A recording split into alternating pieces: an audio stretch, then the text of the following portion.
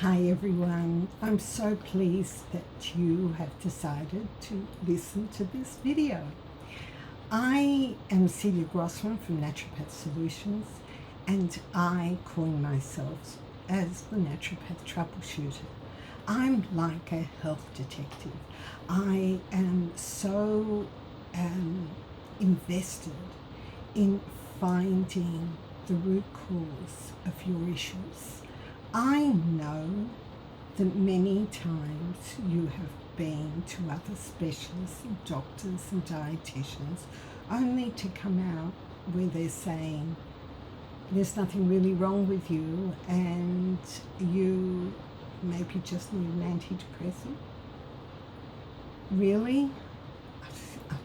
These people really know they're sick. They really know there's an issue.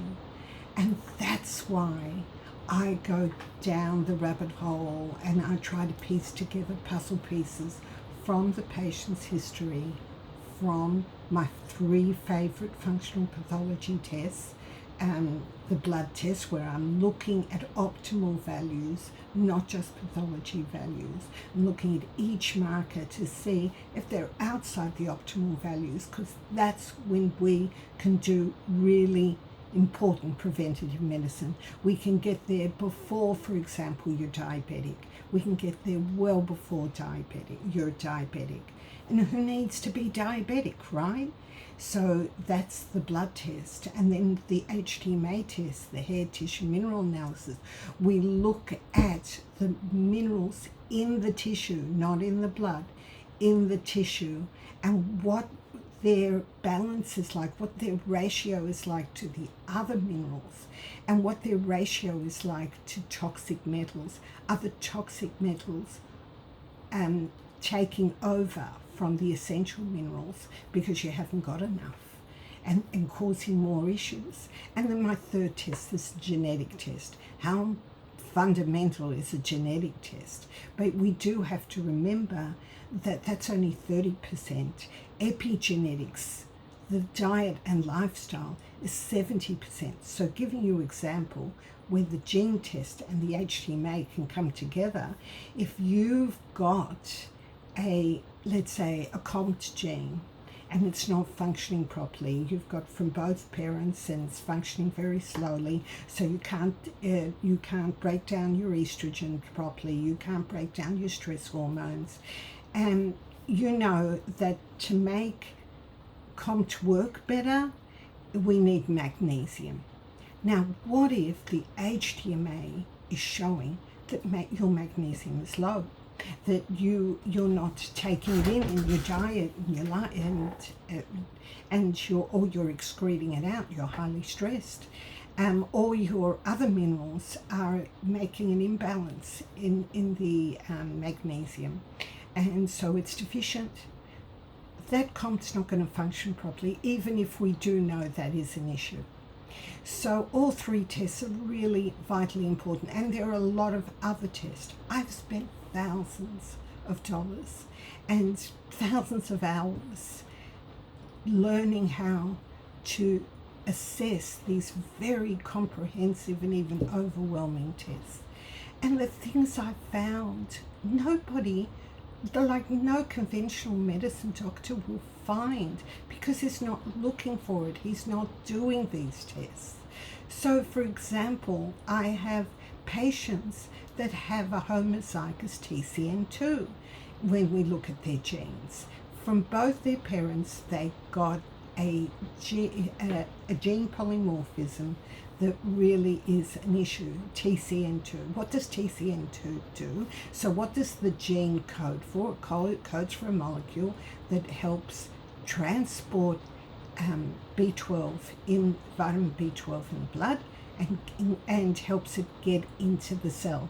So yes, you can maybe have enough B12 in your diet, and yes, maybe you can absorb it into the blood, which a lot of people can't, but maybe you can. So the doctor looks at your B12 levels and sees it good, in fact sees it high. Why could it be high? Because it's not getting into the cell where it does its magic.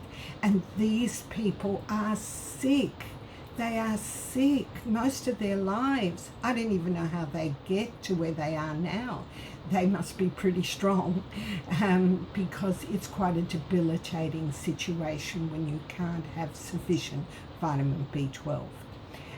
Another example is the HTMA test, where you've got these, mostly women, but I've had men, and they've got racing mind, they've got a heightened anxiety, they've got panic attacks, major panic attacks, and OCD and bipolar, and they're depressed and they're anxious and they're so fatigued they can't get out of bed, and they're actually not getting on with their peers and their partner. There's relationship issues. It just goes on and on what these people are going through. And again, they'll go to all different practitioners and get nowhere. You do an HTMA and you find out that person has a copper toxicity and a copper biounavailability. In other words, it's a copper toxicity that's trapped in the cells, but it's also a copper deficiency because it's not bioavailable. And copper is really important, it's essential.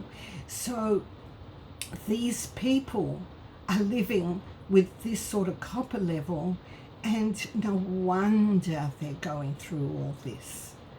No wonder. I can pretty much spot a copper toxic person in my clinic now, and I will ask them, have you been exposed to copper? And I was so surprised that one of my patients quickly said, yes. As a teenager, I was doing professional go-karting, and the go-karts had copper in their fuel. And he said, come to think, he's in his 40s, and he said, come to think of it, my friends, or my competitors that were doing it with me, they've all gone a bit nuts. And a few have committed suicide. Oh, what a shame. What a shame that these people could have found out what was wrong with them instead of being dead or under so many heavy side effect causing medication. Who needs that? So before you get to that, let's find out if we can find the answers. And so click onto the button below if you're willing to work with me and we can find the answers together. Take care. Bye. Have a great one.